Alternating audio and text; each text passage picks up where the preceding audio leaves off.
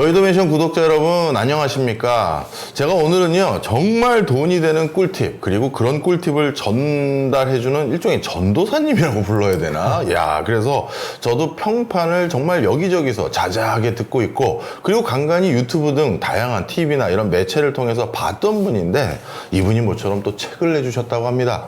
그래서 귀한 자리 좀 부탁드렸더니 흔쾌히 달려오셨습니다. 나의 두 번째 월급 만들기. 벌써 제목부터 훅 가죠. 자, 저자분 모셨습니다. 안녕하세요. 네, 반갑습니다. 저희 여의도 맨션엔 처음 출연해 주셨으니까 자기소개 한번 부탁드립니다. 저는 이장원 세무사라고 합니다. 사실 두꺼비 세무사라는 필명을 쓰고 있는데 제 입으로 사실 제 얘기하기가 되게 부끄럽더라고요. 아, 그러시구나.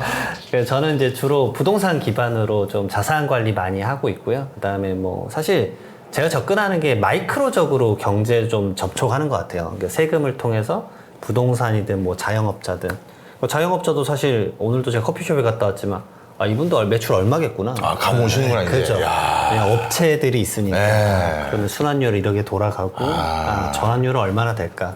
이제 그런 것들을 말씀드릴 수 있는 게 아무래도 제 직업인 것 같아서 네. 그런 것들에 대한 메시지 많이 드리고 있습니다. 예.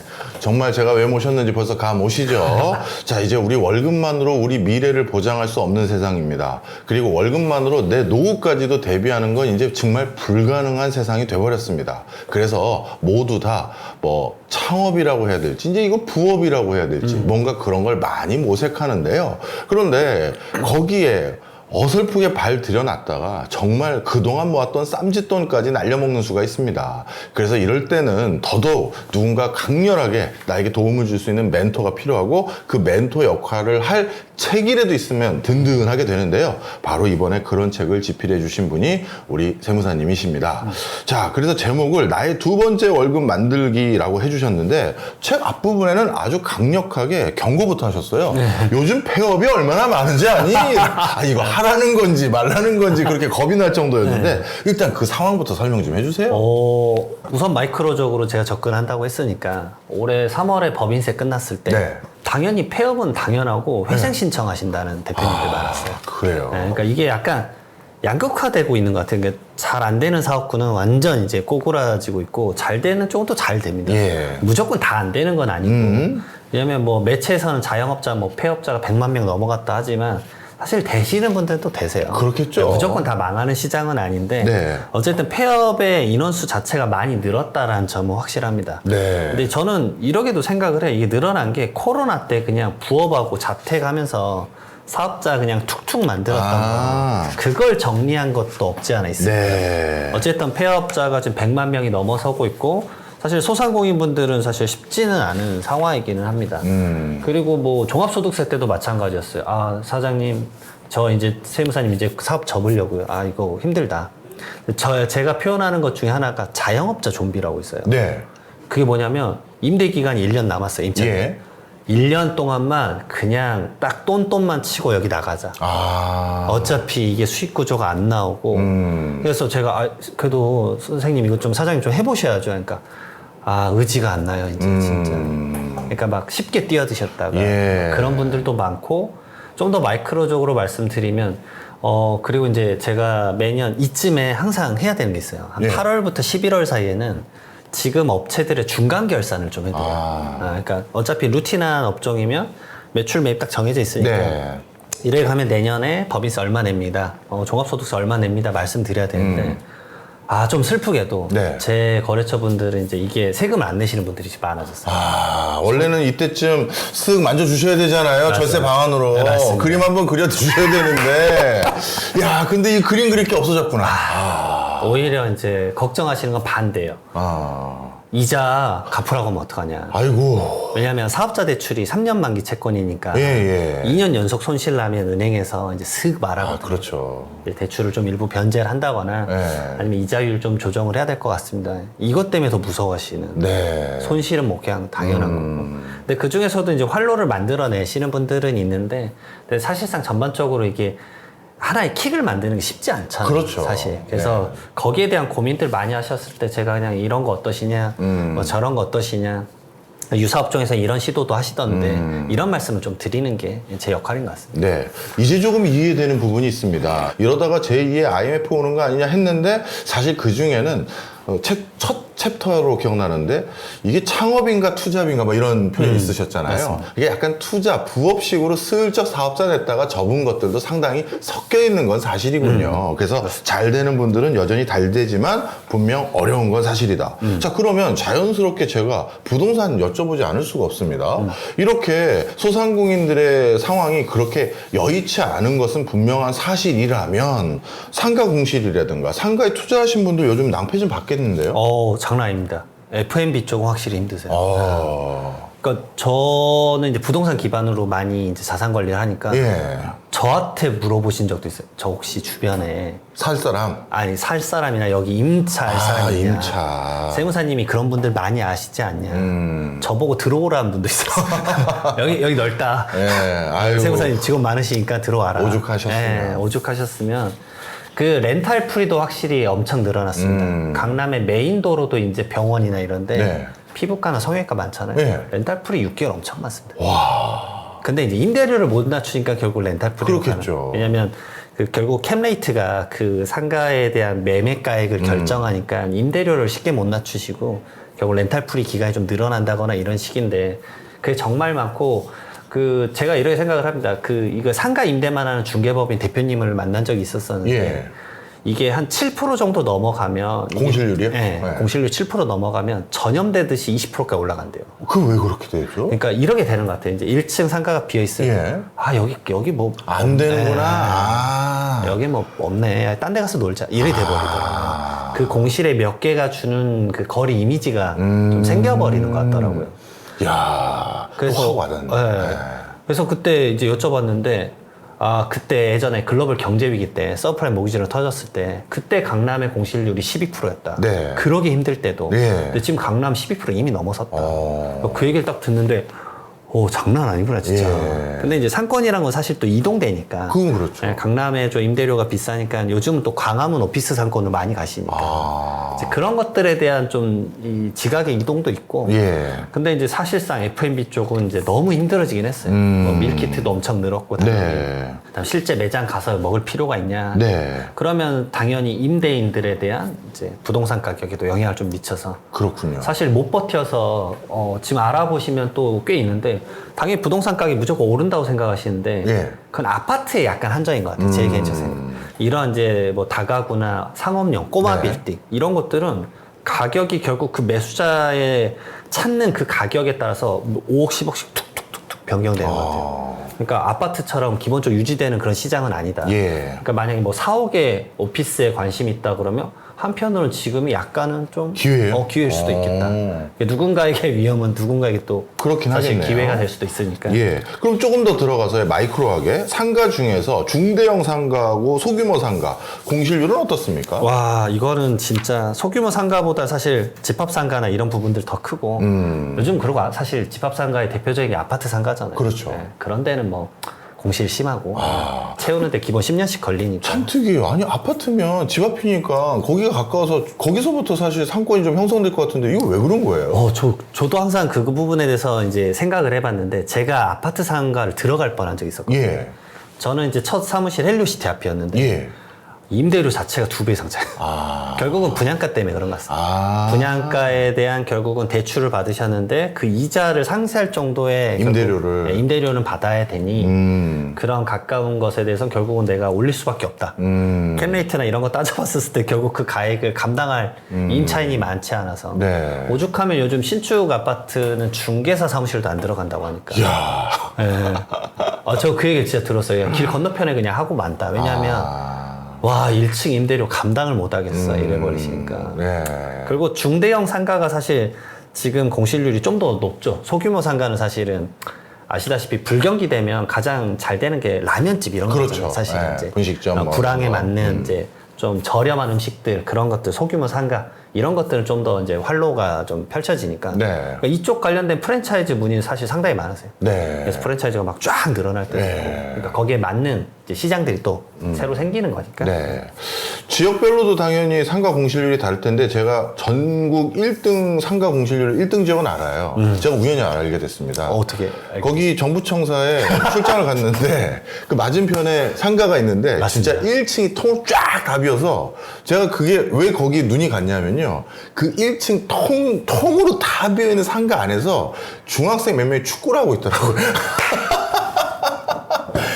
야, 이게 축구장만한 사이즈인 거예요. 엄청 크잖아요. 네. 네. 세종시 맞죠? 맞습니다. 세종시입니다. 자, 그럼 서울은 상황이 구별로 좀 어떻습니까? 서울은 구별보다는 확실히 그 지역의 그 뭐뭐 단길 아. 네, 그런 식으로 많이 가는 것 같아요. 네. 근데 이제 뭐 가로수길이나 이런 유명한 데는 공실률 유명한 거는 이제 뉴스에서도 많이 보셨을 것 같고 그 뭐뭐 단길이 형성되고 나서 어느 정도 넘어가면 이게 프랜차이즈화 되면은 그때 사람들이 좀 약간은 좀 식는 건가 뭐 그런 생각도 좀 들고 요즘 얘기 나오는 게 이제 성수지 않습니까 사실. 네. 이제 팝업에 대한 가격이 이제 너무 이제 좀 찬 것 같다라고 네. 해서 이제 그게 계속 유지될 것인가에 대한 얘기도 좀 나누는 것 같고 그래서 성수 좀 넘어가지고 위에 이제 뭐 성정동이나 이렇게 점점 퍼지는 것 같아요 점점. 네. 결국 그거를 이제 어떻게 캐치하고 갈 것인가. 장기적으로 가기 좀 쉽지 않잖아요. 네. 그런 데는 워낙 비싸니까. 그래서 결국은 자기가 마케팅을 하는데 대상이 누군가를 좀 따져보시고 좀 접근을 해야 되는데 여기다 무조건 오픈하면 되겠지. 뭐 예를 들어서 그냥 가정인데 제가 들은 얘기인데 예. 이것도 압구정동에 사람이 엄청 많이 오가니까 예. 여기다 개업을 하면 당연히 돈을 벌 거라고 생각하시는 분들이 예. 많으세요.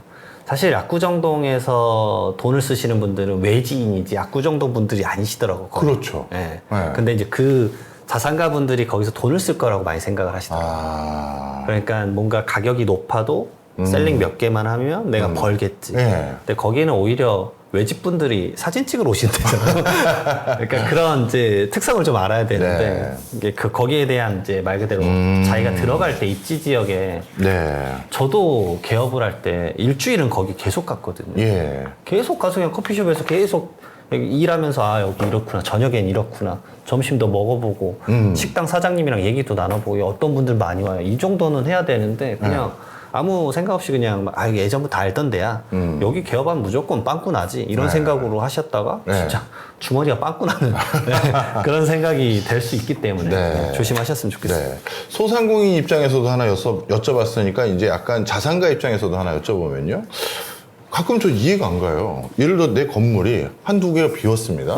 그러면 어차피 내 당분간 이거 되팔 것도 아닌데 임대료 좀 깎아주면서 그래도 채워 넣어야지 이 생각을 할 수도 있는데 강남의 그 비싼 곳은 임대료를 안 깎아요. 가로수길 보면 그 뭐 거기 가지고 있는 분들이야 그 임대료가 별거 아니라고 생각해서 그런지는 제가 모르겠습니다만 그거 예를 들어서 조금만 깎아줬으면 다시 번성번성하고 사람 왔다 갔다 할 텐데 다 비었는데 절대 안 깎아줘요. 왜 그러는 거예요? 아, 뭐 당연하죠. 캡레이트 이제 그것 때문에? 네, 건물 가치 때문에 그렇죠. 아유. 네.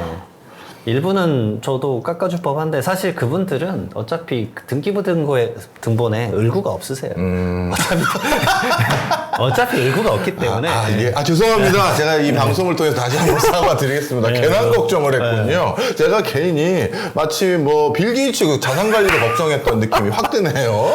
아니, 뭐 그분들이 하면 어차피 재산세 뭐 나왔네 뭐 이런 느낌이시니까. 그렇네. 뭐 빠져나갔어? 사실 뭐 이게 자기가 몇 채 있는지 모르시는 분도 많기 때문에 네, 너무 많으셔서 네, 저는 이제 그분들 워낙 많이 이제 접하니까 저 실제 그 유명한 에피소드 하나 들은 적 있습니다. 꼬마 빌딩 투자를 아주 좋아하시는 분이었대요. 근데 지나가다가 건물 외관이 너무 예뻤대요. 그래서 김 부장 잠깐만 여기 세워봐. 이 건물 입지도 좋고 너무 좋네. 해서 근처 가서 물어보다가 오셨는데 어떻게 회장님 매입하시려고요? 알고 봤더니 내 거야. 그럴 수 있습니다. 진짜. 진짜 그런 적이 있다라는 그런 분들이셨군요. 제 임차인이셨는데 네. 상가에서 이제 잘 지내다 가셨어요. 10년 동안. 네. 그래서 잘 지내고 갑니다 하고 그 이제 건물주한테 이제 보냈는데 네. 누구세요? 네. 그래서 임대료를 한 번도 안 올리신 거예요. 누군지도 모르는 거예요. 그런 데는 저한테 좀 연락을 주시면 제가 스튜디오를 좀 더 싼 데 알아보고 있거든요. 저도 알겠습니다. 자사가분들 보면은 월세 입금되는 거 잘 모르시고 네. 관리하시는 분 따로 있으시니까. 그렇죠. 진짜. 왜냐하면 솔직히 이해해요. 매번 챙길 수 없고 네. 믿을 만한 사람한테 부탁하고 적당할 때 한 번만 훑어보잖아요. 네, 맞습니다. 알겠습니다. 자, 그러면 이제 반대로 희망찬 얘기 좀 해보죠. 우리 책에서는 많은 힌트들 주시고 어떻게 해야 되는지 남겨주신 것도 많이 있는데 좀 소개를 해주세요. 망하지 않은 자영업자들 있었잖아요. 세무사님이 많이 또 봤고요. 좀 남달랐던 점, 공통점 뭡니까? 첫 번째로 메뉴판부터 잘 만드셔야 돼요. 그러니까 아예 세금이나 이런 개념이 없으세요. 그러니까 부가가치세라는 걸 이제 최종 소비자로만 내보니까. 그러니까 최종 소비자의 마인드를 이제 버리셔야 된다. 네. 그래서 이제 사실 제 책이 아니어도 시중에 나와 있는 다양한 세금 책이 좀 많이 있습니다. 그런 것들 한 권 정도는 제발 읽어보세요. 그래서 부가가치세 개념 잡고, 그 다음에 원천세. 예를 들어서 제가 이제 뭐 은퇴자나 이런 분들 창업, 소상공인 이런 데 가서 강의를 해요. 네. 그러면은 제가 여쭤봅니다. 월급 300만 원 정도 하는 직원 고용하면 1년에 얼마 쓸 것 같냐? 300이 다라고 생각하잖아요. 그러면 이제 바로 12 해가지고 3,600 이러시고 선생님 절대 기억하지 마세요. 막 이런 말씀 드리는 거거든요. 환장하죠, 이제 답답하니까. 네, 맞아요. 기본적으로 딱 1.3배 정도 생각하시면 돼요.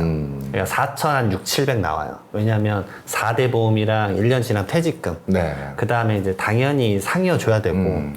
점심값 이런 말씀하지 마세요. 점심값 당연히 사주는 겁니다. 요즘 점심값 뭐 안 주면 나가버리겠다 뭐 이런 분들도 많으니까 예, 다양한 요소들을 좀 생각해서 수치를 좀 염려를 하고 그 수치가 결국 본인의 그 메뉴판에 기재돼야 되는데 그렇네요. 반영이 돼야 되니까. 예, 그러니까 그걸 생각을 안 하세요. 그러니까 마진율에서 텍스를 좀 빼야 되는데 네. 그걸 좀 잘못하시는 분들이 그러니까 이런 경우가 있었어요. 이탈리안 요리집 하시던 분인데 예.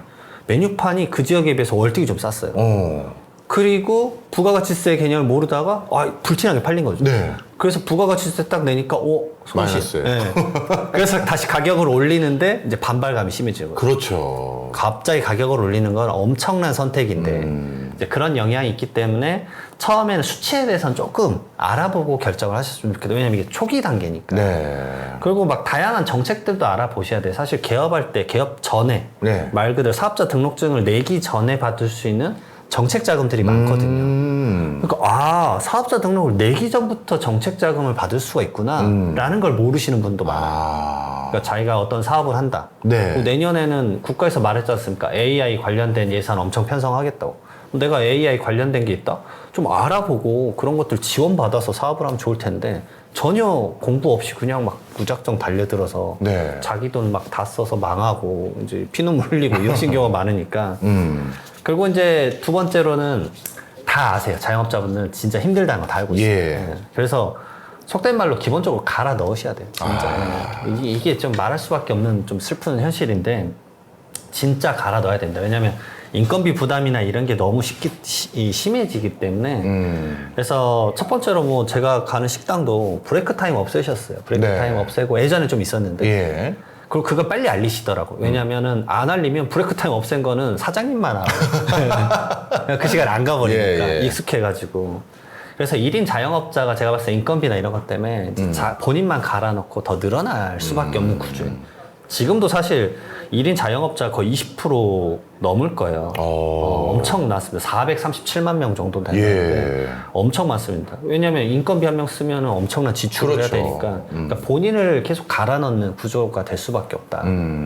그리고 뭐 그 다음에 당연하지만 약속하고 이미지 관리. 그러니까 막 오픈 시간 마음대로 막 들쑥날쑥하고. 네. 그러면 저는 두 번 그러면 안 가는 것 같아요. 예. 거기 또 안 열었을 것 같은데. 그리고 이제 흡연을 안 하시는 분들에게는 직원이 흡연을 하고 들어오면 그 사람은 계속 본대요. 저 손으로 내 거 음식 만지는 거 아니야. 네. 그래서 그 직원 관리나 본인의 기본적인 이미지 관리는 너무 기본이다. 예. 당연한 것 같아요. 중요한 얘기네요. 이게 진짜 이거 기본인데 이거 안 지키시면 이제 저기는 좀 뭐 이래버리니까. 네. 그리고 오픈빨 절대 속으시면 안 돼요. 진짜. 예. 저도 그렇지만 식당은 2번까지는 가는 것 같아요. 네. A 메뉴, 그러니까 A 음식, 뭐 그 다음에 요리, 뭐 이렇게 2개 먹어보고 이제 세무사들끼리 저희가 의견을 수렴합니다. 그래서 다음에 안 가. 안 가. 끝. 그럼 그 집은 이제 다시는 안 가요. 그 동네에서. 그러게 될 수 있기 때문에 생각보다 좀 노력해야 되고. 네, 냉정하네요. 네, 그리고 제가 책에도 썼는데 세무사니까 세금 얘기 많이 썼을 거라 생각하는데 저 초반에 사실 부동산 상권이랑 어떻게 입지 잡을지랑 세금은 다 뒷부분만 조금 있더라고요. 그리고 마케팅 엄청 많이 맞아요. 썼어요. 마케팅 얘기 많이 하셨어요. 아니 예를 들어서 뭐 전문직 같은 경우도 마찬가지인데 실력은 당연해요. 진짜 예. 당연해야 됩니다. 그냥 당연한 거고 예를 들어서 내가 중화요리집을 한다? 당연히 이 웍 잡고 요리하는 건 당연히 기본 실력이고 네. 그 다음에 마케팅이에요. 네. 마케팅 안 되면 진짜 바로 망하실 겁니다. 아, 근데 마케팅을 막 다른 방식으로 막 몰입하시는 분들이 있어요. 예. 그러니까 제가 뭐 봤는데 조회수에 몰입을 하세요. 예. 그래서 조회수가 막 많이 나오면 나는 이제 인기가 많아졌다라고 생각할 수 있는데 사실 아시다시피 이게 전환율이거든요. 예. 예, 결국은 전환으로 시키는 거는 뭐 전문직으로 얘기를 들면 결국 지식산업 서비스니까 지식 전문성을 알려야 되는데 막 예를 들어 제가 막 춤추면서 라면을 끓여요. 이게 조회수는 많을 수 있겠는데 네. 이게 전환이 될까요 과연? 저 사람한테 일을 맡기는 게 맞을까? 네, 그냥 네. 우스개 장면으로 볼 수는 있겠지만 그래서 그런 것들에 대한 마케팅을 공부를 하셨으면 좋겠어요. 아, 마케팅 업체는 일을 잘한 겁니다. 조회수가 잘 나오면. 네. 근데 전환율이 낮으면 선생님 입장에서, 사장님 입장에서는 근데 이게 마케팅이 올바른 그런가? 방식은 아니네. 아. 올바른 방식은 아니었구나. 이런 것들을 따져야 되기 때문에 본인 업종을 제일 드러낼 수 있는 마케팅 방식을 예. 뭐 채널도 당연하지만 고르셔야 돼요. 왜냐면 제 고객분들은 사실 나이대가 50대 이상이 많으세요. 네. 죄다 그 나이대시기 때문에 저는 사실 인스타 릴스랑 스레드는 거의 안 해요. 예. 제 시장이 아니에요. 아, 그렇구나. 네, 그래서 네, 그래서 내 고객들이 보는 플랫폼이 중요한 거군요. 네, 아. 그래서 저는 거기에 거의 몰입 안 합니다. 저희 여의도 맨션은 20대 여대생들이 많이 보는데 어디로 가야 될까요? 릴스네, 릴스. 스레드랑 릴스 하셔야 되겠네. 스레드랑 릴스 하셔야 됩니다. 유튜브 열심히 하겠습니다. 아, 자주 오겠습니다. 고객 확보를 늘려야 되기 때문에. 네, 알겠습니다. 자, 그런데요, 이 자영업자들, 소상공인분들 사업하다가 장사하시다가 너무 힘드니까 자녀분들께 꼭 이런 얘기 많이 하시더라고요. 너는 전문 자격증 따서 전문 자격증으로 평생 먹고 살아라고 하는데 정작. 우리 세무사님도 전문 자격증 업종이시고 또 주변에 관리해 주시는 의사분도 있고 뭐 한의사분도 있으실 거고 또 다른 전문 자격자분들도 많으실 거란 말이에요. 변호사나. 네. 실제 업황 어떻습니까? 제가 그분들 기장을 하잖아요. 예. 알아요. 예. 그러니까 저랑 같이 공조하신 노무사님 것도 네. 제가 사업체를 봐주고 있는데 네. 그러게 전문직 제발 걱정 좀 해주세요. 제발. 아니 전문직 걱정을 하면 우리 어떻게 해요 일반인은. 연예인이랑 전문직 걱정하는 거는 네. 하면 안 된다고 하시는데 예. 왜냐면 제 동기들도 최근에 두 분이 폐업했어요. 그래요? 근데 전문직들은 폐업하면 사실 말 안 해요. 왜요? 창피해요. 아 창피해서. 네, 진짜 말 못해요. 그래서 조용히 지내고. 네. 그래서 제가 말했어요. 이게 망한 게 아니라 너 잠깐 한 템포 쉬고 오는 거다. 네. 너 이번 참에 그냥 금융권 가서 잠깐 배우다 다시 와. 좋은 결과가 있을 거야. 예. 왜냐면 저한테 전문직 분들이 생각보다 많이 이렇게 물어보세요. 예. 그러니까 저도 이제 유튜브나 이런 거에서 좀 쌓아 올린 게 있으니까 어떻게 했어? 마케팅 어떻게 한 거야? 그러니까 뭐 어떡하게 얼굴 팔아가면서 했지. 그렇게 말은 했지만 네. 생각보다 마케팅이나 이런 부분에 공부를 안 하면 돈을 진짜 드립다 부어야 돼요. 저야 이제 제가 편집부터 해가지고 다 배워서 하나하나? 직접 했었으니까. 이런 부분들 정말 중요하고 생각보다 전문직 뭐 개업한다? 뭐 예를 들어서 어떤 큰 조직에 있다 나오시면 사실 그 기존에 이제 고객들을 끌고 온다. 그럼 전문직의 기본 스타트는 좋으실 거예요. 예. 근데 사실 뭐 저처럼 좀 젊으신 분들이 개업 막 한다? 그런 게 많이 없잖아요, 사실. 맞아요. 믿을 구석이 뭐 엄청 있는 건 예. 아니니까. 그러면 정말 뭐 칼갈듯 영업할 수밖에 없는데 그런 분들에게는 진짜 좀 이제 브랜딩하고 공부를 해야 되는데 제가 많이 권해드리는 건 책 써라 이거예요. 책을. 사실 오늘도 이제 책을 써서 오긴 예, 했는데 그렇죠. 저도 책을 한 15권 정도 썼는데 예. 저는 저게 가장 전문직에게 맞는 마케팅 같아요. 개인적으로. 책을 쓰는 게. 왜냐면 이제 명함은 200원짜리인데 책은 2만 원짜리잖아요. 그렇죠. 그러니까 저는 이렇게 말씀드려요. 내가 책을 줘봤자 아무도 안 읽어. 예.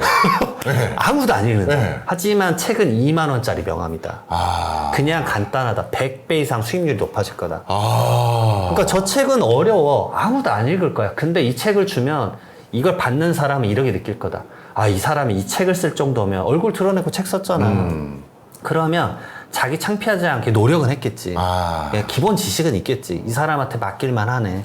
라고 생각을 할 거다. 네. 그게 이제 중요하다. 그리고 전문직 분들은 다 책 쓴다 그러면 창피하기 싫잖아요. 진짜 열심히 써요. 그렇죠. 칼 갈고 씁니다. 한 가지 말씀드리지만 이 책은 어렵지 않습니다. 본인이 순간 에이 어렵게 써서 누가 읽겠어. 아니면 이 책은 진짜 쉽게 쓰셨어요. 네, 맞습니다. 우리 세무사님 저도 잘 알지만 방송에서 워낙 쉽고 편하게 딱 간결하게 얘기해 주시는 분이라서 이 책이 그런 거 아니라는 거 말씀 다시 한번 드리고요. 자, 그런데 우리나라는 이제 60대 분들이 가장 적극적으로 취업하시려고 하고 창업하시려고 하고 하는 그런 연령대로 바뀌어버렸거든요. 맞습니다. 그러다 보니까 아주 독특하게 60대 돼서 약간 지적 역량 있는 분들이 나 그냥 이때 전문 자격증 딸래 하면서 뭔가 자격증 공부를 또 딥하게 하시는 분들이 있어요. 이거는 권하시는 편입니까? 어떻습니까? 와, 못 권하겠는데요, 사실은. 네. 쉽지 않을 것 같고, 뭐 전문직으로 이제 기존에 이제 자격증이 있으셨다면 개업을 한다라는 건 추천이긴 하지만, 그 나이에 갑자기 공부를 했다라는 게 이제 예전보다 시험 난이도 또 많이 높아졌을 네. 수 있으니까, 은퇴자분들 강의를 가면, 네. 많은 분들이 그래 생각하세요. 나 창업하면 어떻게 해야 돼? 뭐 이런 거 물어보실 줄 알았는데, 한 명도 안 물어봐요. 실상은 사실 은퇴자분들 이미 다 알고 있습니다. 본인의 일은 거의 1년 전부터 공부해요. 그래서 개업하면 망하는구나. 가장 많이 갖고 있는 게 공인중개사. 그렇죠. 그렇죠. 네. 이제 그 정도는 이제 한 부동산 공부하면서 이렇게 따두시잖아요. 네. 개업해볼까? 저도 최근에 공직 나오신 분이 공인중개사 뭐 사무실에 인수받을래요 하면서 오퍼를 받았대요. 네. 그래서 세무사님 혹시 어떻게 생각하냐. 그래서 제가 봤을 때 그 오퍼 조건 좋지 않은 것 같다. 이게 이런 게 하면 좋지 않냐니까. 이렇게 하면 선생님 결국은 사업체 돈만 주고 뺏기는 거 아니냐니까.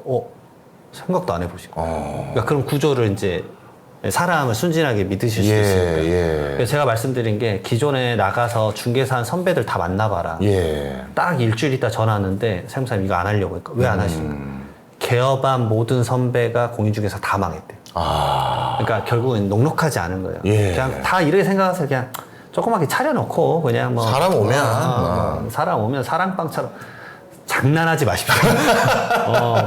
전쟁터예요, 전쟁터. 전쟁터다. 거기서 무슨 커피 마시고 다과하는 자리가 아닙니다. 진짜로 전쟁터인데 희희낙낙거리면 그 중개사한테 맡길 이유가 없어요. 그렇네요. 요즘은 젊은 중개사들 얼마나 치열하게 일을 하는데 네. 쉽지 않다라고 말씀드리고 은퇴하시는 분들이 근데 창업이나 이런 것들 고민 오시는 게 언제냐면요.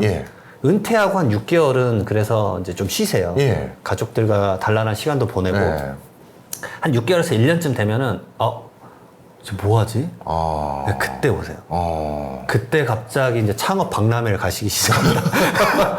코엑스나 이런 데 가시는데 그때 이제 딱 충격을 받고 이제 막 빨리 퇴직 자금을 여기다 그때가 제일 위험한 것 같아요. 제가 봤을 때는. 그래서 오히려 저는 제가 이제 창업책을 썼지만 사실 그 두 번째 잡을 구하실 수 있으면 그걸 먼저 구해라. 잡이 더 중요한 거군요. 오히려 기존에 근로소득자로 계속 일하셨던 게 있으시니까 그걸 좀 이어갈 수 있는 게 훨씬 낫지 않을까. 그리고 만약에 사업을 하신다 그러면 일반적으로 갑자기 모르는 분야의 프랜차이즈 이런 걸 뛰어들기보다는 기존에 배웠던 게 만약에 이제 뭐 B2C 대상이나 내 전문 지식을 활용할 수 있다. 전문직은 아니더라도. 그러면 그런 연결고리가 있으면 그땐 조금 권해볼 만해요. 근데 그게 이제 플랜이 이제 보험까지 해서 한 3개 정도 있었으면 좋겠다. 그러니까 전 조직에 있던 한 사람만을 믿고 얘가 내 후배인데 내 일 주겠지. 다 이 패턴이에요, 사실. 그리고 이제 개업에서 했는데 이 후배가 갑자기 선배 이제 더 이상 일 못 할 것 같아요. 그럼 갑자기 이제 붕 떠버리잖아요. 그렇네요. 그런 것들을 제발 좀 많이 생각해보고 개업해라. 말씀을 항상 드립니다.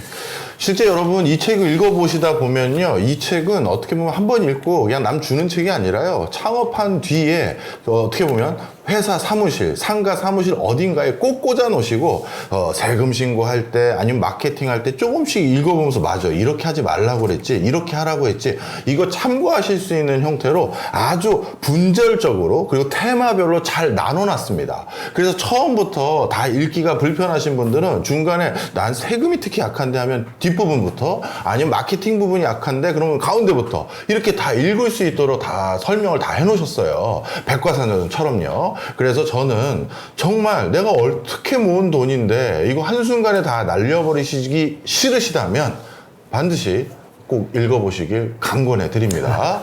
자, 오늘 이장원 세무사님 좋은 책 가지고 나와주셔서 감사하고요. 네, 저희 다음번에 또 한번 인사드리죠. 네, 알겠습니다. 감사합니다. 네, 고맙습니다.